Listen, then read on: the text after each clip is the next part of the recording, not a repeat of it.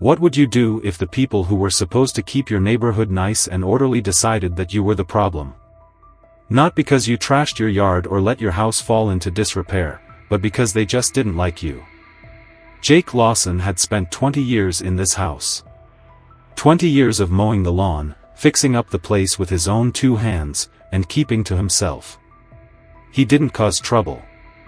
He didn't blast music at all hours. He didn't let his house turn into some rundown eyesore. But every year, the HOA found a new way to make life just a little bit harder. At first, it was the small things. No flags, no wind chimes, no decorative lawn ornaments. Then came the nitpicky fines. Your grass is an inch too tall, your trash cans are visible from the street, your fence is the wrong shade of beige.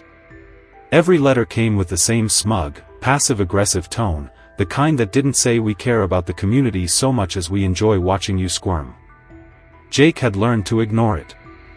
Pay the fine, shake his head, move on. But this time, they'd gone too damn far. That morning, Jake found a bright orange envelope taped to his front door. Not slipped into the mailbox, not tucked under the doormat, taped there like a damn eviction notice. The HOA had charged him $500 for parking his Harley in his own driveway. Jake let out a bitter laugh, shaking his head. The bike had been there for years. Everyone knew it. His garage was packed with tools, old car parts, and projects he never got around to finishing. The Harley had always stayed outside, and not once had anyone complained. No, this wasn't about rules. This was personal. He knew exactly who was behind it: Bryce Whitman, the HOA president, the self-appointed king of this neighborhood, a man whose entire existence revolved around making other people miserable. Bryce had been gunning for Jake ever since that board meeting a few years back, when Jake had called him a washed-up mall cop in a golf cart. Yeah, that probably hadn't helped. But Jake didn't care. He wasn't about to roll over just because Bryce had a clipboard and a power trip. He crumpled the notice in his fist, tossed it onto his workbench, and ran a hand over the sleek chrome of his bike. This wasn't just some machine. It was his father's Harley, the one they rebuilt together when he was 17, the last piece of the man who raised him. His father had always told him, a man's got to have something they can't take from him, Jake. Jake wasn't going to let them take this. That's when he noticed something strange. His mail had been missing for a few days now. His trash hadn't been picked up. And last month, his water bill had mysteriously tripled, even though he hadn't changed a damn thing. It was too much to be a coincidence. Jake drove down to City Hall to file a complaint. He wasn't going to play their game, he was going to fight back. But the moment he got there, the woman behind the counter looked nervous when she saw his address. She tapped at her keyboard for a moment, then frowned. "Sir, I don't see any complaints filed under your name." Jake's stomach tightened. "That's impossible. I submitted one last week."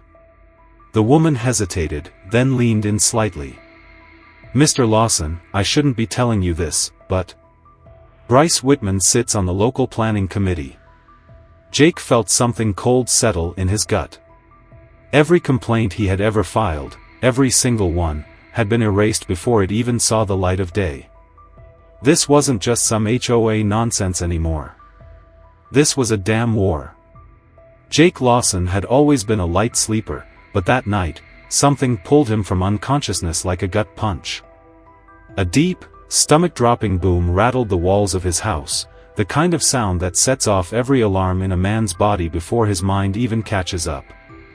For a moment, everything was still. Then came the smell, thick, acrid, wrong. He was already moving before his brain pieced it together.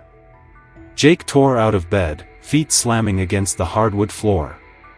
The second he looked out the window, his breath locked in his throat. The night was on fire. His Harley was burning. Flames licked hungrily at the black paint, curling up the chrome like molten fingers. The leather seat had already begun to shrivel and crack, thick plumes of smoke twisting into the sky. The fire wasn't just consuming the bike, it was devouring it, warping the metal, turning every inch of it into a twisted, smoldering skeleton of what it once was. Jake didn't remember reaching the front door. He barely registered the cold bite of pavement under his bare feet as he sprinted toward the inferno. But before he could get within 10 feet, the heat slammed into him, a brutal wave that stole the air from his lungs.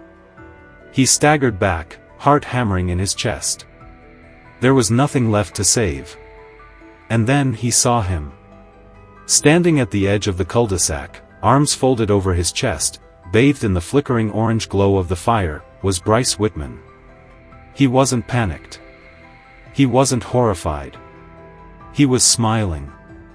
A slow, knowing smirk, just barely visible in the dim light. Like he was admiring his handiwork. Jake's fists clenched so tight his knuckles cracked. Blood pounded in his ears. Every instinct screamed at him to move, to march across the street, grab Bryce by that cheap HOA branded polo, and put his smug face through a mailbox. But that's what he wanted. No, this wasn't over. Not by a long shot.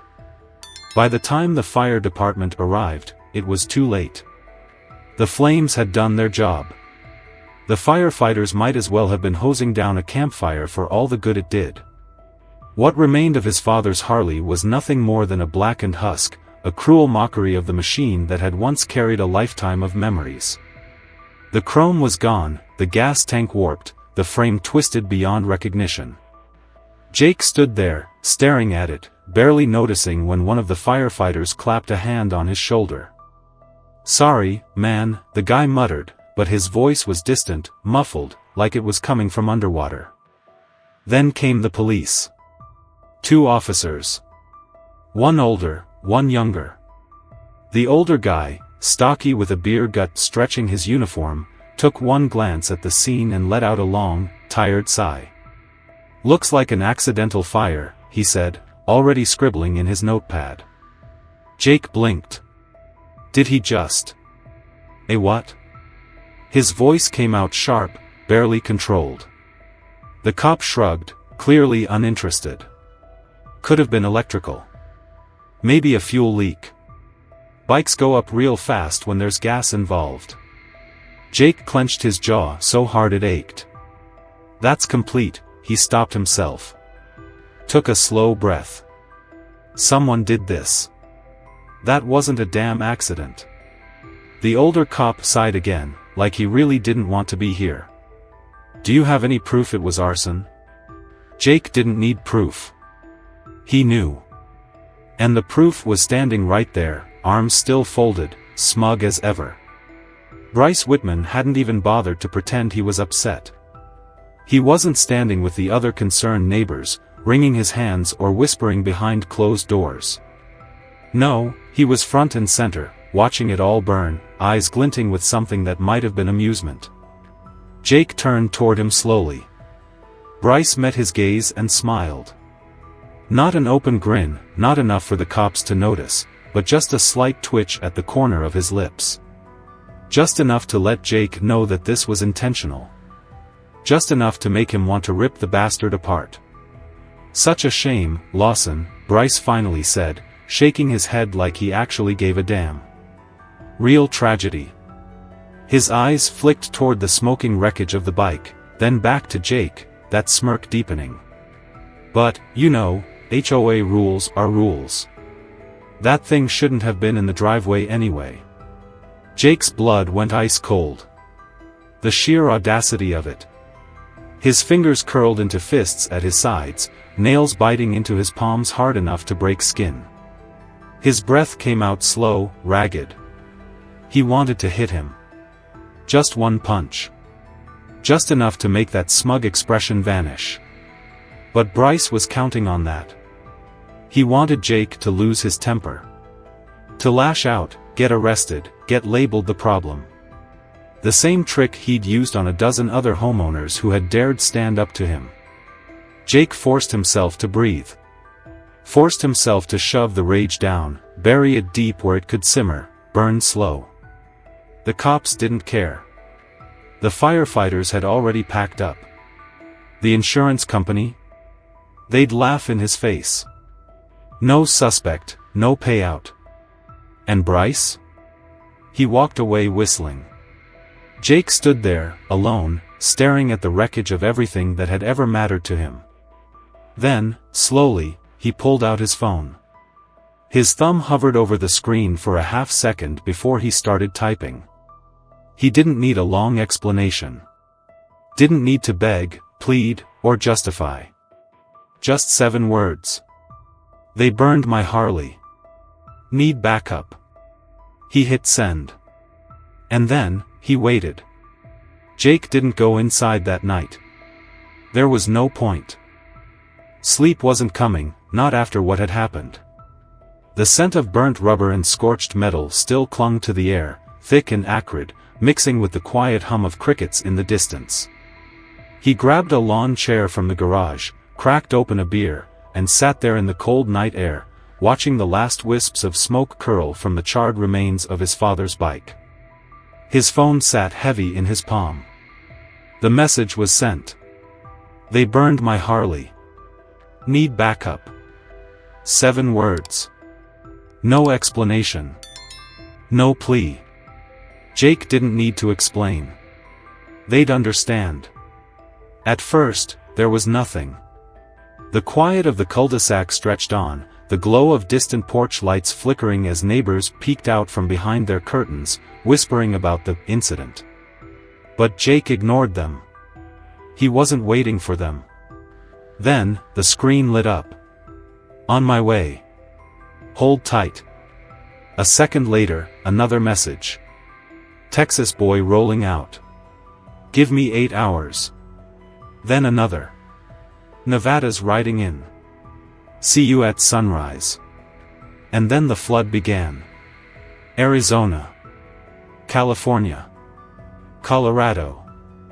Names and locations started filling the group chat, some familiar, some not. Some of these men Jake had ridden with before. Some he had only met in passing. Some he had never met at all. But it didn't matter. This wasn't about friendship. It wasn't about owing favors. It was about brotherhood. A Harley wasn't just a bike. Not to them. It wasn't just a machine with 2 wheels and a roaring engine. It was freedom. It was long rides under open skies, the wind tearing through your jacket, the road stretching endlessly ahead like a promise. It was nights spent in roadside bars swapping stories, hands stained with grease from a roadside fix, laughter echoing in the dark. It was loyalty, built not by blood, but by asphalt and chrome. And tonight, that brotherhood had heard his call. By the time the last reply rolled in, Jake felt something shift inside him. The weight of loss still sat heavy on his chest, the raw ache of knowing that what was taken from him could never truly be replaced. But now, beneath it, there was something else. Something that felt a hell of a lot like justice. He sat back, took a slow sip of his beer, and let the quiet settle. Down the street, a porch light flickered on, some nosy neighbor checking to see if he was still sulking over his accident. Jake barely noticed. Because by sunrise, this neighborhood was going to look a whole lot different. The first rumble hit before dawn. Distant, low, barely more than a whisper against the silent morning air. But Jake knew that sound anywhere. It was coming. He leaned forward, setting his empty beer bottle down in the grass, his pulse steady, his breath even. The rumble grew louder, rolling through the stillness like approaching thunder. One bike, then another. A slow, steady drumbeat of engines tearing through the pristine, manicured quiet of this neighborhood. Then he saw them. They came in 2s and 3s at first, rolling in slow, engines purring like hungry wolves. Black leather, heavy boots, dark shades shielding the road-worn faces of men who had seen too much, ridden too far, and carried the weight of 1,000 stories on their backs. Then more came. 12. 24. 50. 100. By the time the sun cracked over the horizon, the street was gone. swallowed whole by a sea of motorcycles, leather jackets, and tattooed arms. Jake exhaled slowly, standing up, stretching out his shoulders. Across the street, Bryce Whitman stood frozen in his driveway, his styrofoam cup of coffee trembling in his grip. For the first time in his life, the smug bastard looked afraid. The street had never been this loud before. The pristine suburban calm, the carefully manicured illusion of peace, was gone, swallowed whole by the thunder of 500 engines idling in perfect, menacing unison. The air itself vibrated with the deep, guttural growl of Harleys lined up shoulder to shoulder, chrome glinting under the rising sun, leather-clad riders standing beside them like an army waiting for orders. Jake Lawson rolled his shoulders, stepping forward, slow and steady, like he had all the time in the world. He didn't need to rush. He had already won. Across the street, Bryce Whitman wasn't smirking anymore. His usually pressed HOA polo clung to his back with sweat, his knuckles white against his coffee cup as he tried to process what the hell was happening. Jake let the silence stretch, let Bryce's gaze dart from rider to rider, from the tattooed arms crossed over broad chests to the mirrored sunglasses hiding expressions that weren't exactly friendly. These weren't weekend warriors. These were men who had seen the road, men who had fought, bled, and built their own sense of justice. And today, that justice had arrived at Bryce Whitman's doorstep. Jake finally spoke, his voice calm, even. This, he gestured at the hundreds of bikers now standing on every inch of the HOA's precious pavement, is a homeowners meeting.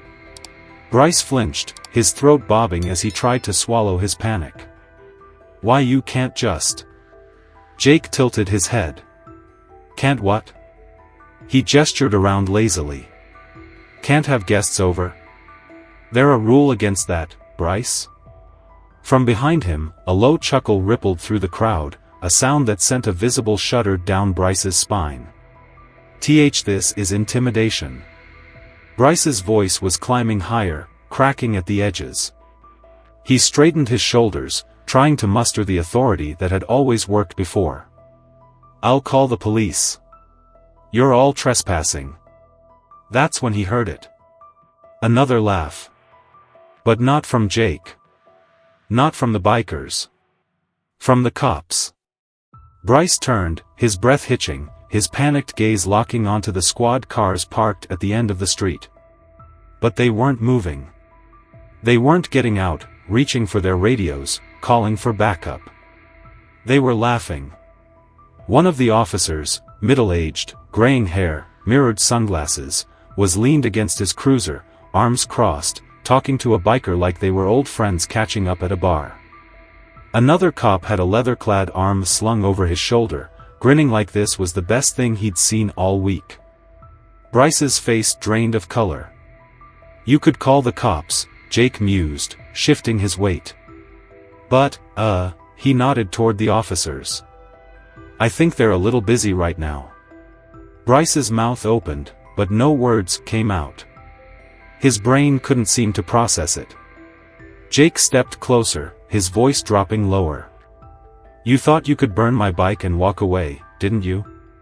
Bryce took a step back. I didn't. Jake ignored him.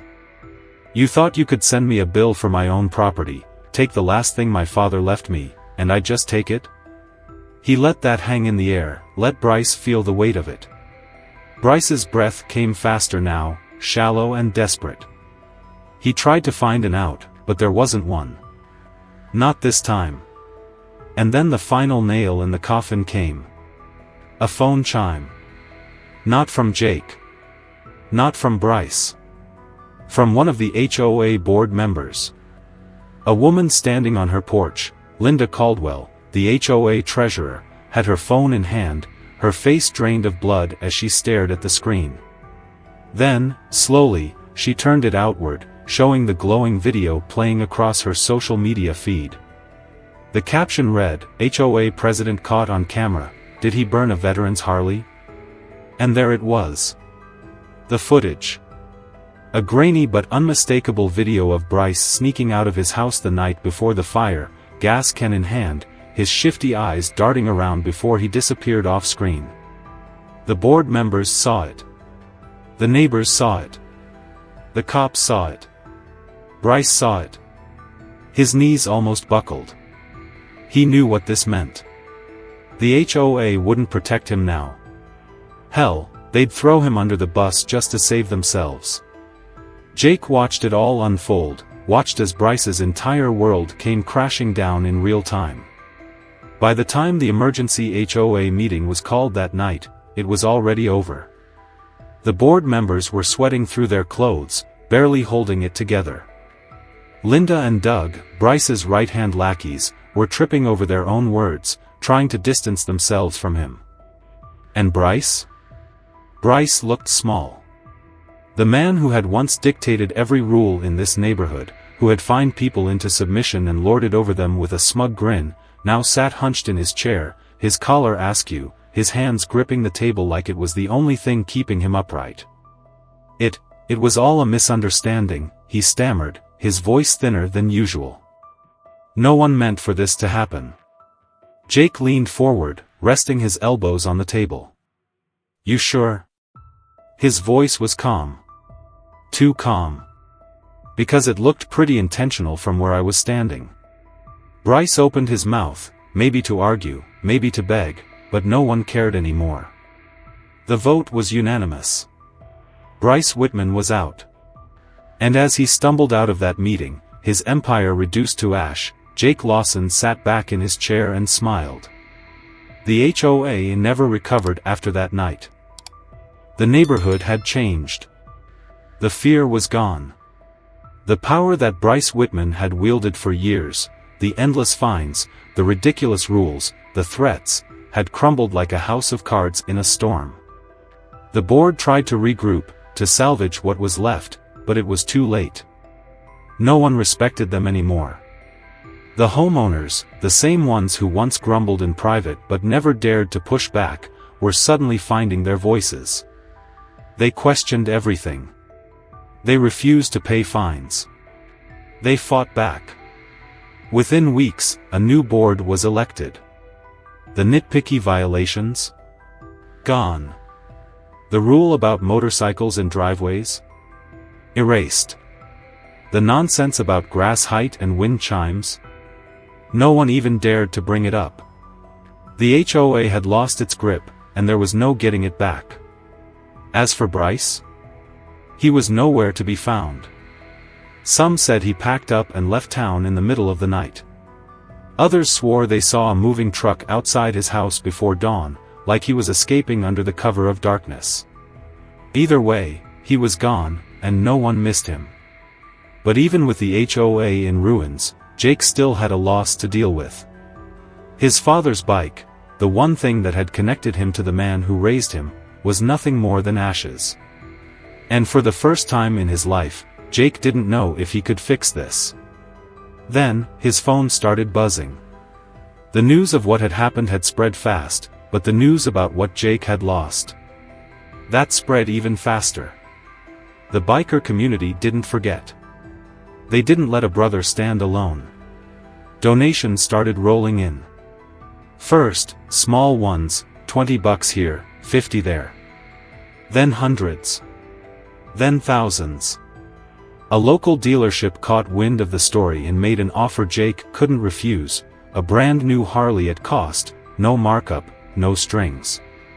And then, one night, under a sky full of stars and the glow of a roaring bonfire, they unveiled it. The tarp came off, and there it was. Black and chrome, sleek and powerful, but the gas tank? That was special. Custom-etched flames curled up the sides, polished so smooth that they caught the firelight, dancing like they were alive. A phoenix, rising from the ashes. Jake ran his fingers over the handlebars, his throat tight. This wasn't just a bike. This was proof. Proof that when you mess with one biker, you mess with all of them. A week later, on a crisp Saturday morning, he wheeled the new Harley out of his garage, the sunlight catching the deep, metallic gleam of the flames. He swung his leg over the seat, rolling his shoulders, letting the weight of the moment settle. Behind him, 500 riders lined up, engines idling low, the sound deep and rhythmic, like a pulse. The new HOA board members stood silently on their porches, watching, knowing damn well what this meant. Jake reached for the throttle and gave it a sharp twist. A signal. The roar began, one engine, then another, then dozens, then hundreds. The sound exploded through the neighborhood, rattling windows, shaking the foundations of every house that once trembled under Bryce Whitman's rule. The same neighbors who once whispered about Jake being a troublemaker, who called him a nuisance, now cowered behind their blinds, watching as the unstoppable force of 500 riders rumbled past their driveways. By the time they reached the edge of town, Jake finally let himself smile. Bryce was gone. The HOA was broken. And his father's spirit, the one thing they tried to take from him, was still riding with him. Because some justice doesn't come in a courtroom. Sometimes, it comes on two wheels. Have you ever felt powerless against HOA, or Karen, rules? Share your experiences below, let's see who had it worse.